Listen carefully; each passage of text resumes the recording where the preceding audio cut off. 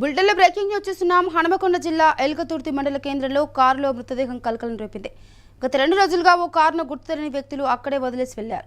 అయితే కారు నుంచి తీవ్ర దుర్వాసన రావడంతో అనుమానం వచ్చిన స్థానికులు పోలీసులకు సమాచారం అందించారు.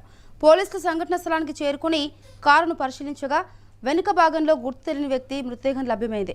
అయితే దీంతో స్థానికంగా అయితే తీవ్ర ఆందోళన నెలకొంది.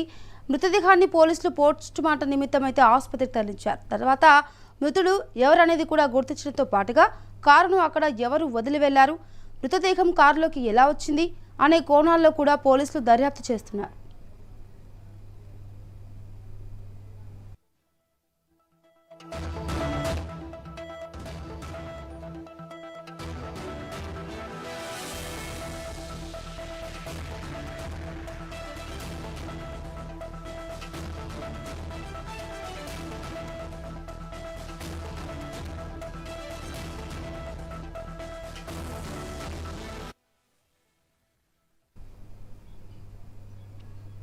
ఇక హనుమకొండ జిల్లా కారులో అయితే డెడ్ బాడీ కలకలం నెలకొంది. ఎల్కతుర్తి మండల కేంద్రంలో గుర్తు తెలియని మృతదేహం లభ్యమైంది. 2 రోజులుగా ఒకే చోట నిలిపారు కారు.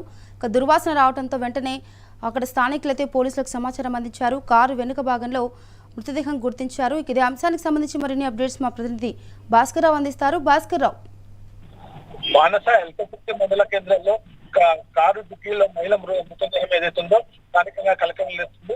అయితే 4 రోజులుగా పార్క్ చేసినటువంటి కారు నుండి దుర్వాసన రావడంతో స్థానికులు పోలీసుల సమాచారం అందించారు. సమాచారం అందుకుని వెంటనే పోలీసులు ఘటనా స్థలాన్ని చేరుకుని కారు నెంబర్ ని ఆధారంగా చేసుకుని ఆ ఓనర్ ని గుర్తించడం జరిగింది.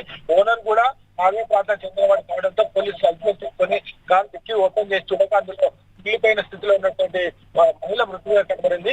అయితే విచారించగా 4 రోజుల క్రితమే తన కారును వేరే వాళ్ళకి రెంట్కి ఇచ్చారని చెప్పడం జరుగుతుంది.